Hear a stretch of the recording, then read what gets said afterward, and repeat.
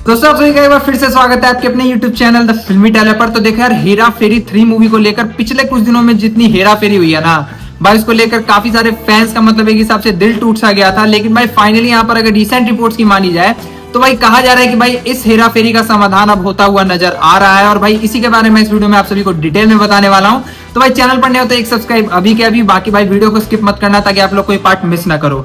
अब देखो यार, पिछले कुछ दिनों से भाई इस मूवी के डायरेक्टर को लेकर तो भाई लफड़े चल ही रहे थे। जब वो सारी चीजें सेट हुई, जब हमें प्रियदर्शन ऐसे डायरेक्टर मतलब कंफर्म होते हुए नजर आए तो भाई फैंस की खुशी का कोई ठिकाना नहीं था। लेकिन भाई उसके कुछ दिनों बाद ही ऐसी अपडेट आती है कि भाई यहाँ पर परेश रावल अब बाबू राव के कैरेक्टर में हमें नहीं नजर आने वाले हैं। और भाई ये सारी हेरा फेरी को लेकर मैंने एक स्पेशल वीडियो भी बनाई थी, जिसको भाई आप में से बहुत सारे लोगों ने देखा ही होगा अगर आप लोग मेरी मतलब रेगुलर वीडियोस देखते हो तो। अगर नहीं देखी है तो भाई जाके आप चैनल पर देख सकते हो।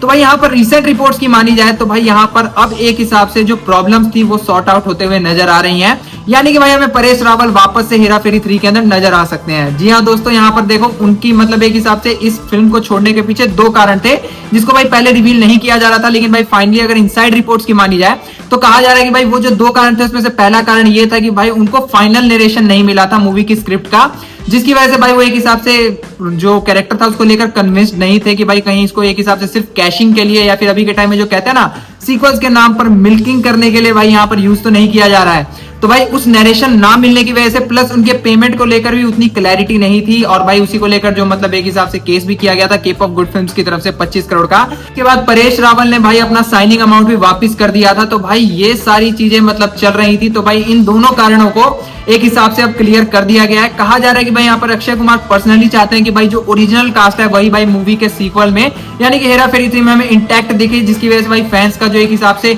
इतने टाइम का मतलब वेट है, इतने दिनों का जो इंतजार है वो एकदम मतलब पूरी तरह से जस्टिफाई हो। तो भाई यहाँ पर अब दोनों चीजें यहाँ पर इंश्योर कर दी गई है कि भाई परेश रावल को बहुत जल्दी इस मूवी का मतलब जो स्क्रिप्ट है उसका फुल नरेशन दिया जाएगा। और भाई उसके बाद उनकी जो पेमेंट वगैरह है उसको भी लेकर एक हिसाब से क्लैरिटी उनको मतलब दिखाई जाएगी भाई कितना मतलब उनको देना है, चाहे जो लेना है भाई वो सारी मतलब भीतर की बातें हैं। तो भाई कुल मिला के बात यह है कि भाई अब हेरा फेरी 3 में वापिस से भाई यहाँ पर परेश रावल आ चुके हैं और भाई इस चीज को लेकर फैंस फिर से भाई खुश हो सकते हैं। लेकिन भाई अब ये खुशी कितने दिनों की है, मतलब लिटरली भाई अब आगे जाके प्रॉब्लम नहीं आएगी इसकी क्या गारंटी है भाई, ये तो कोई भी नहीं दे सकता।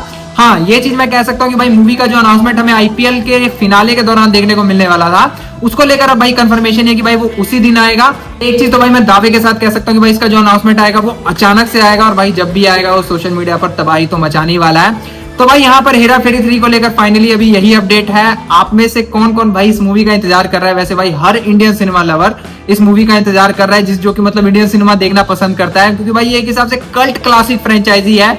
मतलब मैं सिर्फ कल्ट क्लासिक नहीं, इसको सुपर कल्ट भी बोल सकता हूँ। तो भाई ये क्वेश्चन तो पूछना एक हिसाब से बेतुका रहेगा। वीडियो कैसी लगी हो भाई वो जरूर बताना कमेंट्स में, और लाइक कमेंट शेयर करना मत भूलना। बहुत जल्द मिलूंगा एक और ऐसी काफी ज्यादा इंटरेस्टिंग वीडियो के साथ यहीं पर, तब तक के लिए बाय।